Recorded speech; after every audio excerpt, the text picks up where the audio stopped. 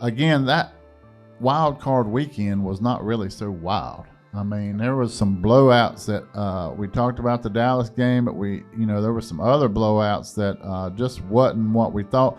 I don't think Miami was ready for that conditions out at KC. They didn't look like the Miami that we've seen during the year. Pittsburgh. Yeah, and Pittsburgh. But they almost had a chance to make it come back a little bit. I was getting a little worried about that. When they went in the locker room down 14, then came back out, had a chance to score. They had some opportunities, but I think the better team there definitely won. Oh yeah, I got to give it to the better team. And out of all the teams that played this weekend at home, all the home team won their games except one. That was my Cowboys. Yeah, I mean that's like a. And that was a disappointment to me for them to be able to make it to the first round and go and play it at home and to look forward to the next week to play another game. Yeah, it was crazy. So I know that some of the games were not as exciting as we maybe thought or wanted, but I tell you, there were some good individual performances. So whether you like them or don't like them, Josh Allen played a strong game. Like I was watching him, he's 6'4", 240 pounds. And when he broke through and ran that one run, I think they gave up thinking like he was going to go down soft, but he drove right through that. He went right through that roadblock. Yes, he pulled one. But I will tell you, as much as I thought that was an amazing play, because he is a dual threat quarterback, which makes it tough on defenses. But I don't know if you watched that catch from Shakir that he made it into the end zone, put his hand down, backed up, and reversed. Just really some great play by a lot of folks out there. And I will tell you, it's only going to get better this weekend, I think. I think that the Rams in Detroit was the only game, really, that kept you on the edge of your seat. And it really had a pretty good script to it. I hate to use that word because there's all these idiots out there trying to act like the NFL scripted and it's already preconceived and predetermined. I don't believe none of that. But here's what I know. Them Detroit fans wasn't happy to see Stafford come back. I mean, he got booed from the start to the finish, but I will tell you this. They can say what they want about Stafford. He's a tough dude, man. He had 2 holes in his hand. I don't know if you saw that when they zoomed in on it. He hit his throwing it and hit it against the helmet, and I'm telling you, man, it was nasty looking. He put some tape on that mug and came right back in there. And I tell you, it was a great game, 1-point game. I think it was 24-23. I think it was 22-23. All right, yeah. So it was tight down to the wire, and I wasn't sure, but I ain't gonna lie to you. I was pulling for them Lions after, I ain't gonna call no names, but what happened to them over there in Dallas, I wanted them to make sure they had a fair chance at it. But I was surprised there was a couple calls during this. There's been every week there's been some controversy about referees in the NFL. And people are getting a little upset about that, and it's crazy. But hopefully they don't let it make or decide the game. So let's go through the games this week, Steve, see who we got. So first up this week, it's going to be the Houston Texans, and they're playing the Baltimore Ravens. The Houston Texans are getting 9.5 points. What you think about that?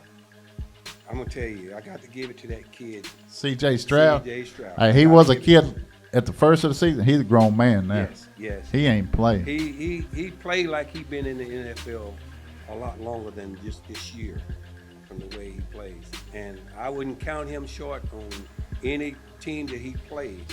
He going to put forth the effort of a Super Bowl champion player. Man, what a great draft that they had. And not just C.J. Stroud, but listen, they got a couple of receivers that nobody really heard of during the year, and all of a sudden, where do these people come from? And, there's several of those in the league.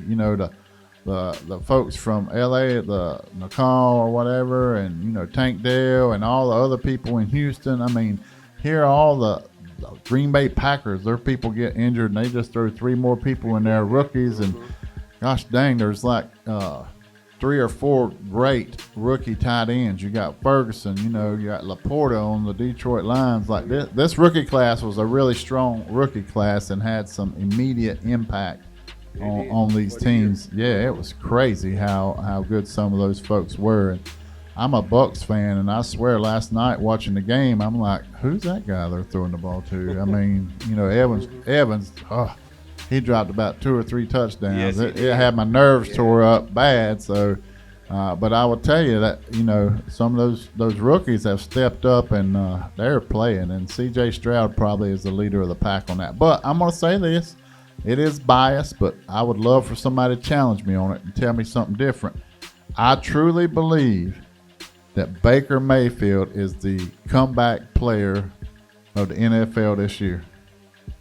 I don't know anybody else that came back and accomplished more. And I'm not saying he's done great, but, I don't think they had any expectations of making it to the playoffs or I don't anything. think so either. And what he's done is he kind of reminds me of like a Trent Dilfer kind of guy that just don't go in there and screw it up. Don't make mistakes. Don't turn the ball over. Don't do this. But, he was a little banged up coming into the game. But, they only got him for like $1 million, which, for me and you, Steve, that's pretty good. But for all them other people making that money, $1 million, he's going to get paid. And he did. I will say this, because they made it to the playoffs, it doubled his salary. He got another $1 million for that. But still, that was a heck of a deal. Well, when he was at Carolina, he took a beating. Yeah. And he didn't really get to prove himself to be the player that he's showing himself now. And I feel the same way about Bryce as I would about what you're saying about Baker Mayfield. I know he catches a hard time, and everybody's like, C.J. Stroud's doing this. C.J. Stroud's got a line. C.J. Stroud's got a defense.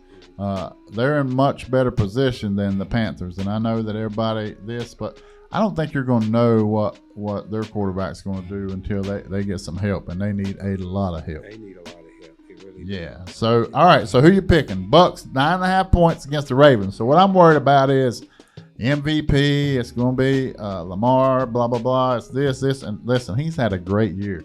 Tremendous athlete. I think he has improved 1,000% on throwing the football and making good decisions.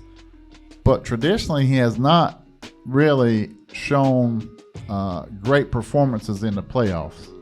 And now they've been sitting for a week. They should be really prepared for who they're playing. How do you think this game's going to go? 9.5 points. Well, I think it's not going to be that big of a spread on it, because I know you're playing a rookie against a veteran. And when you got a veteran out there, he's been there and done what the rookie's trying to get there to do. And dealing with that situation there, he's supposed to come out really better than the rookie does. And that's why I say, with this rookie they playing against, he's playing a high level. And he's playing calm. Yes. Like, he's not excitable. He's not this. He's not that. So I think that somebody said this on the game the other night, and they were talking about the Dallas game, and what they said was the only thing that would concern me or worry me is if the Packers come out early and get a couple scores. Then it changes everything. So I think that if Houston comes out early, goes down the field and puts 7 on the board, I will tell you that it makes everybody get a little tighter. And it's been proven this year, with the first team that comes out and drive the ball down the field and score, they've mostly been the one that ended up winning the game. Yeah. I mean, it's I will tell you, it makes everybody else a little tense. If you don't think when the Packers came out and scored the first touchdown and Dallas kind of said, well, we better step it up. Well, then when they scored another touchdown, they're like, oh no, what we got going on here? And like, it just kept building. It's like you're carrying a 600-pound weight on your back trying to get it off of you. And the harder you try, then the next thing is a pick six, or it's this or it's that. So, all right, the next game, the Packers. The Packers against the number 1 seed, San Francisco 49ers. The Packers are 10-point underdogs. What you think? 10 points. It's a lot of points in the NFL. I believe it's going to be a close ball game in there. So, The Packers defense is playing really good. They got a good running game. They also have a good quarterback that stepped up in the plate after Rodgers left, that people didn't really know who Love really was. No, I tell you, he stood up tall though, and you talking about some wide open receivers. I don't think that those receivers are going to be as wide open as they were the other night. And so I want to go through the weapons and the good stuff that each team has. So the Packers has good quarterback play. They're able to run the football, obviously. And they got some unknown receivers that are just showing up. I mean, Reed went nuts. Then you got, tight ends going big. I mean, they got Wicks showing up, scoring a touchdown. I mean, he scored like 3 or 4 games in a row a touchdown, and those guys just came out of nowhere. So, but let's talk about those 49ers. I think they probably have the best defense in the NFL, them and the Ravens. And I think that they have a strong running game, but I hadn't heard any updates on CMC. I don't know if McCaffrey's all healed up. He supposedly pulled a calf 2 weeks ago. I don't know if you ever pulled a calf, but it takes a little while to heal up. So we'll see what happens. But for me, the guy, I don't know who's going to stop him, but if they let Debo get loose, he's going to just take over. I mean, you got Debo, you got Ayuk, you got Kittles. They got weapons everywhere you turn. Yeah. To me, of all those people, the person I would worry the most about is, does the game get too tight for Purdy? Yeah. I mean, he still don't have a lot of experience. He seems to be very calm. But again, how you gonna be if they throw a quick score on you? That's one way. Well, one thing with Purdy, when he's being pressured from the blitz, he sometimes he starts throwing the ball any direction he can get it into. Just get it out of his hand. Yes, because he don't want to take that hit. Yeah. In that sport, you got to man up. Yeah, and it can happen to anybody. Yeah. So I watched Flacco the other night. He was playing in Cleveland. I would never have thought that. I thought they were going to come out and do good and do this. Had a good start, but he started getting tight. He threw one backwards. Yes, he just panics, and so a lot of them do that. But I would say if Purdy can stay level and calm, it's probably going to be a bashing. But if not, and they leave that door open, I'm telling you right now that the Packers will sure kick it down and try to go through it. I believe the game score going to run in the 20s. He's going to be 21-27, I believe. So we taking the 10 points is what I'm hearing. 49. Yeah, 10 points, man. I'm telling you, that's a lot in a second round. Yes. In the second round of playoffs, and that's crazy. But mind me, now these bookies, they know more about what's going on the inside than we know. I think they're just trying to get everybody on the wagon, but they're going to trim that thing down sometime later this week. Green Bay ain't playing that. Flip says Green Bay will not play that good again. But I will tell you, them cheeseheads now, they all crazed up. They riled up now. Oh, yeah. I mean, you can hear them and see them coming. All right, so the next one, this is a tough one for me because it's really fun to watch the Lions play. And it's hard not to pull for the Lions, but they're playing my Bucks, and the Bucks are the underdog by 6 points. 6 points. Is that enough? Yeah. I wouldn't take that bet. No, I wouldn't take that bet either. Just watch the way they played the Rams as far as on the defense side of the ball, besides the offense. They really played a solid-nosed football game. Man, they got Laporta, they got Reynolds, they got all these people, and Jahmyr Gibbs, man, out of the backfield. I think he's going to be, I think it's going to be a tough task for the Bucks to do that. The good news is, though, it's in a dome. Yes. I think the speed is going to play to the advantage of the Rams. Evans ain't got no speed. He's about my age and your age, Steve, and he just taller than people and tries to get jump balls, and then sometimes you don't even catch him whenever they do throw it to him. So if he's my age, he better go sit down. Evans cannot drop 2 or 3 balls like he did the other night. You know, the thing about the Lions to me is when they get close, they punch it in. Buccaneers drive the ball down the field, look great, and be like 3rd down and 1 on the 3-yard or 1st down and on the 3-yard line and can't get in the end zone and have to kick them field goals. And, how about them kickers, man? Did you see them kickers missing extra points? Man. So I will tell you, the Lions kicker missed an extra point. That was his 6th miss for the season. Mm-hmm. I don't know how you can stay and keep being the kicker if you miss 6 extra points. Well, that can bite them, I'm telling you.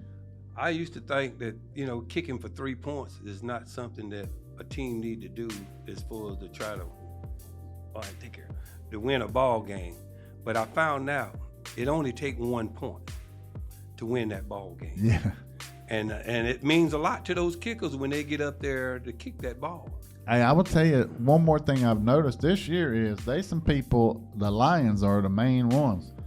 They go for it on fourth down all the time now. Oh, yes. They ain't playing. Oh, yes. The Lions, if it's fourth down and less than 2 or 3, they going for it. But Oh, yes. I don't know how that one's going to go. I'm a little nervous about that, but you got to play the game. The last one, it'll be the biggest game. I got a question on Evans. Yeah. Is he coming up for a contract or they? So everything he's done since he's old is 1 year contract stuff. But he earned his money this year. The amount of yardage that he got this year and touchdowns, he earned every bit of it. And he's still kind of a no name to everybody else. But I'm telling you, if you look at his stats through the years, most 1,000 yard seasons, I think he's probably done it 13, 14 years in a row. I mean, and he still gets open. Yeah. I mean, he is open 2 or 3 times the other night. But when he had Brady, oh man, Brady loved him. Oh yeah. But I'll tell you, the person that's got to step up for them is Godwin. He's my favorite. But I think he's got to step up. We'll see. And the biggest game of the weekend is going to be obviously the Kansas City Chiefs against the Bills. Now, we're going to talk about that weather in a minute, but the Kansas City Chiefs and the Bills, it's at Buffalo. Now, them people are crazy. Did you see the stadium like hours before? Man, did I? Man, it was crazy. They couldn't pay me $20. The fans was shoveling the snow. Yeah, and when they score, they throwing all that snow up in the air. I don't know that KC looked good. Listen, KC looked as good this weekend as they have probably the whole season. I don't know if they got focused. I don't know if they ate their Wheaties. I don't know what they did, but they were clicking on all cylinders. But I think to beat the Buffalo Bills, they're going to have to click on all cylinders. But last year or the year before, it might be the best football game I've ever watched in the NFL. That was the Kansas City Chiefs and the Bills. It was crazy, and I think it's going to be just like that. It's a 2.5-point spread. The Chiefs are the underdog, and they're going into Buffalo. It'll be cold, but it ain't going to be as cold as it was at Kansas City the other night. I believe Buffalo is going to take the win over that. Yeah, and they might. But I will tell you, it's going to be a late night game. I think it starts at 6:30. The Bucs game's at 3, and then that game comes on at 6:30. So it'll be interesting to see. So we're going to take another quick break. Go ahead, Steve. And I think the turnover is going to play a factor in that game, a big factor, because really, you take Allen. Josh liked to throw the ball. Man, listen, he can do great things, but all of a sudden he can turn that ball over in a hurry. Yes, he can. He runs wild. He throws wild. He takes chances. Yes. So, that'll be interesting. We'll see, but one turnover in that game could cost you the game. Oh, yes. For sure. All right, we're going to take another quick break, and we'll be back on the flip side. Flip's Barbershop Sports Talk. Come back and listen.